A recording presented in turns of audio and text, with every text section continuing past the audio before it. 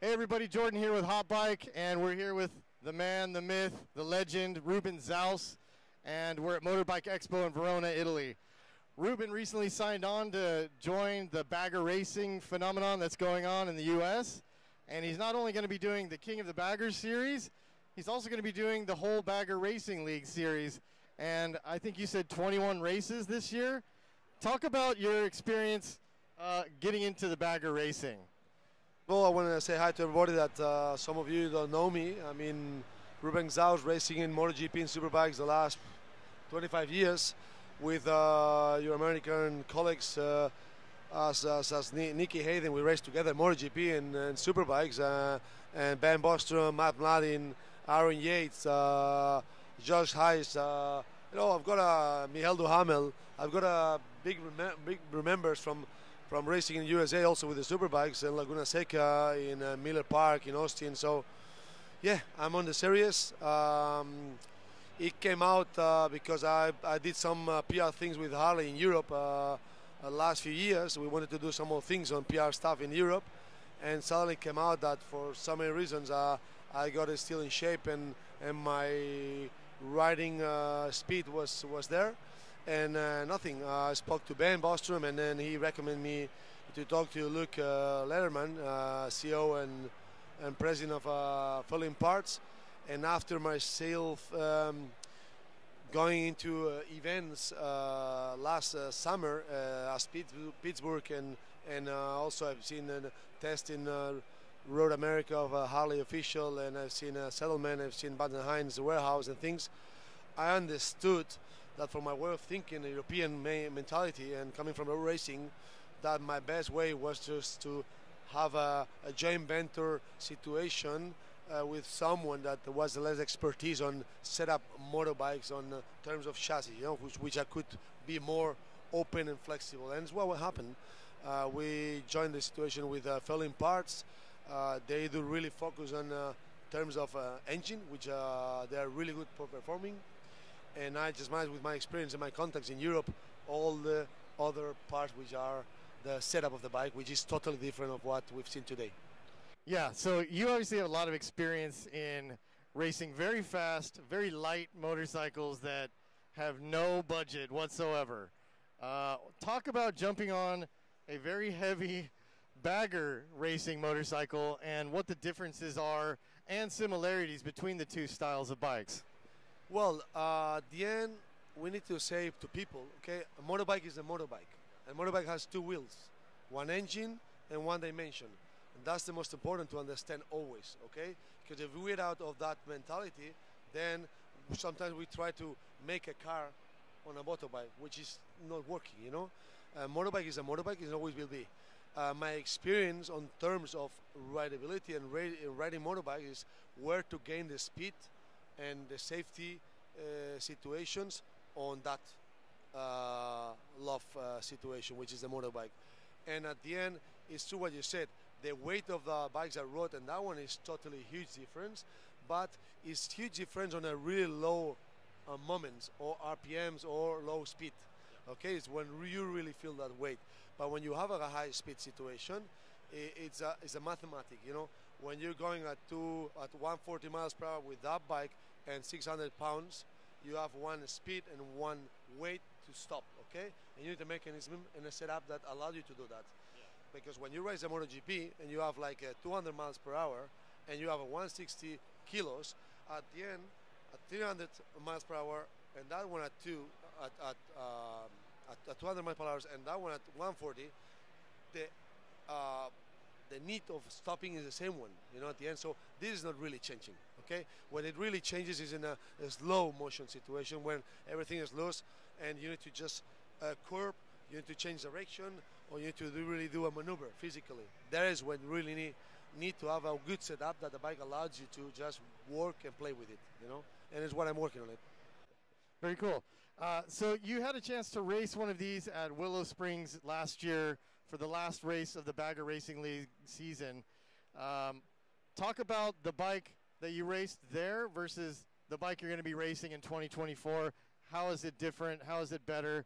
What input did you have with all of your years of experience? Well, at the end, I wanted to bring my input from all my experience. I didn't want to focus on what people is using in America, because I've got my experience, and I don't pretend to be better than anyone. I'm sure that the people there is racing strong, and I tell you, and I can assume that people is going faster than me, but because the skills, because they're teenage, because they're younger, because they rode much more on those bikes, because they know the tracks, and many other things. But I have something that they don't have, which is experience. And in this life, experience is everything, you know. And I've got 25 years racing big bikes. I've never ever raced small bikes. I raced MotoGP or Superbikes. Motorbikes that always the minimum power was 180 horsepower, the minimum. So all my life has been there, on the edge. And on the edge of tires, because we're doing 30 laps races with 200 horsepower. Bikes sliding everywhere, needed to just compensate weights, how to manage the tire, how to manage 20 riders riding the same hard as you. And in that case, what I just said is, look, to the team, I want to bring my experience, I want to ride and set up the bike as I think is going to be good or better than the rest, okay? But it's something that you need to be used to ride like this. So my bike, compare our bikes, is totally set up differently, Our foot pegs are on the back, my body weight is more in the front. I really work on the front tire at the limit, because European riders, if we don't feel the front tire that is losing or is just working, we don't even know how to ride the bike, So my bike position is totally different than anyone else, and we found out that the bike is working, and the clearance is there, and the bike is working well, and the tires length much more than we thought, and that's what we have, We have a bike that is working. We have a new slipper clutch by STM that is new in the market. We've got a thumb brake working on. We've got those low suspensions on the front that allow you to just work more deeply on the tire and just have more sensibility on the tire, just to be able to play on the last part of the corner. Things that maybe that less people or less experienced people can think about, which I do. So you obviously live here in Europe, and the races are taking place in the U.S.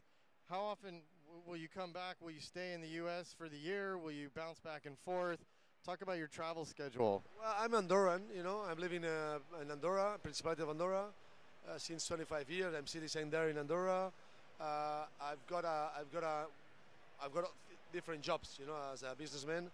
One is just working for a sports department bank in Andorra, and we hook almost 40 riders of the MotoGP, Superbikes, Dakar Series, Trial, the Africa race, that live in Andorra for convenience tax situations and safety, and I'm used to train with them all the time, so that keep me in shape, I'm in the new 25s, as we say, and I'm just quite good. I've got a long situation going on with being able to race in baggers, and what I'm doing is that at the end, you can see America is really big. Yeah. So whoever is living in in Ohio and needs to race in Miami or in Austin, their flight is the same as my flight from Europe. So at the end, people get shocked if I just going backwards.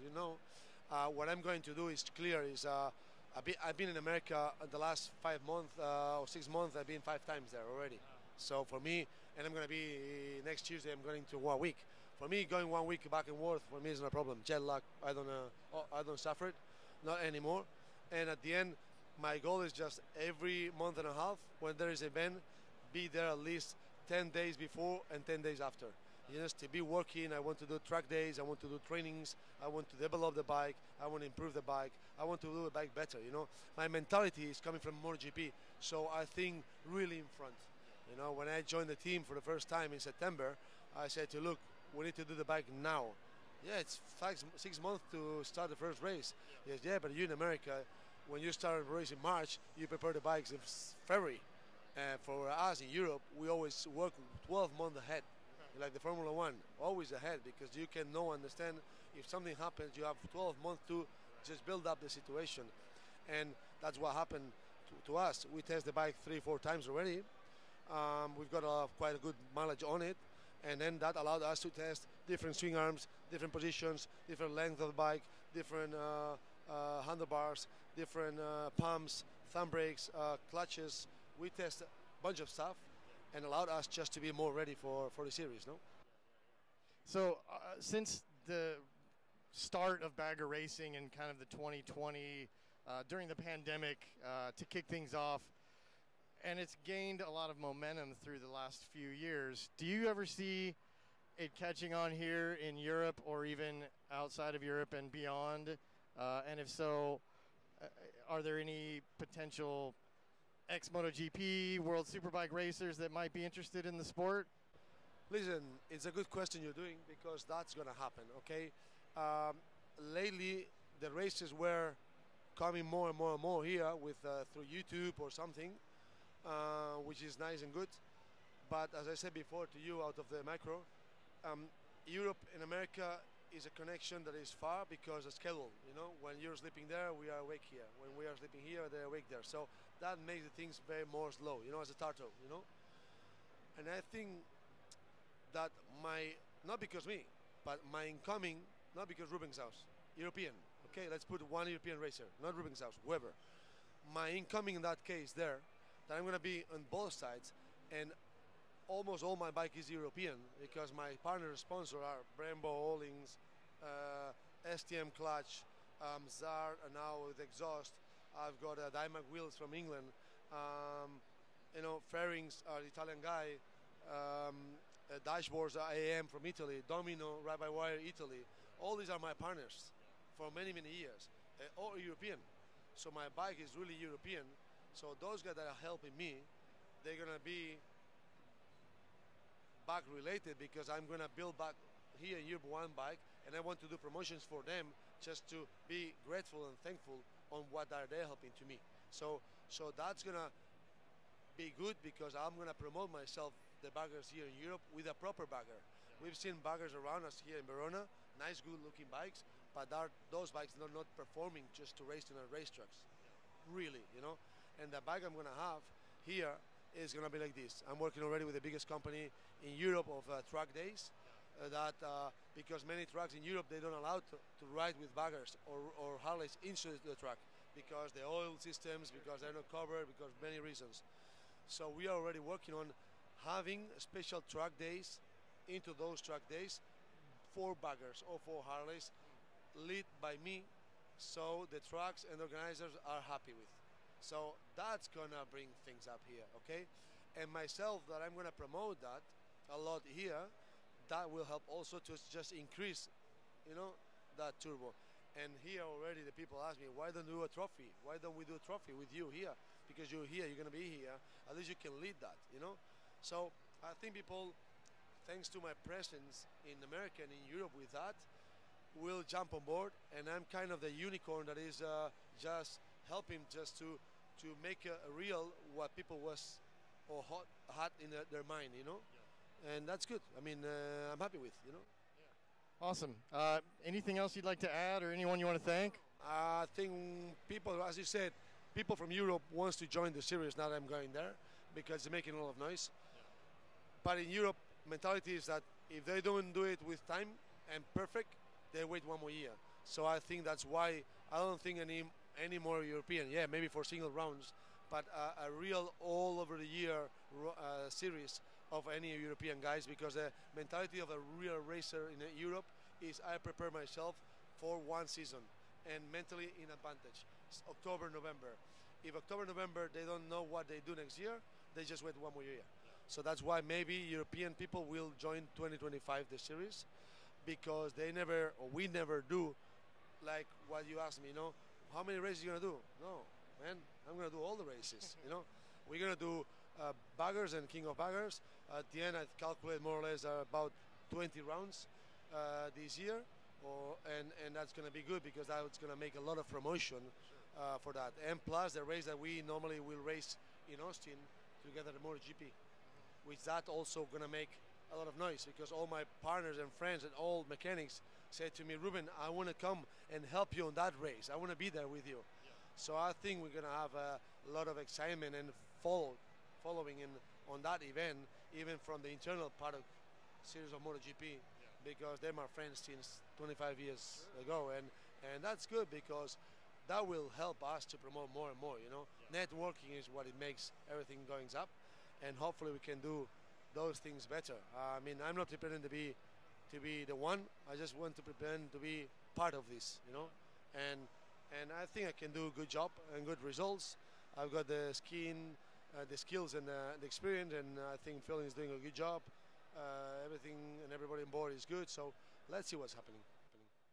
Well, we're excited to watch what you do in 2024, and best of luck to you in Daytona with the Feuling race team, and we look forward to watching your career for the rest of the season and beyond. So thanks for what you're doing. Yeah, thanks to everyone because everybody welcomed me really well, and I'm really glad to be part of that championship, and hopefully the guys are not too fast, so I can just join the situation. Well, we'll see. Thanks again, Ruben.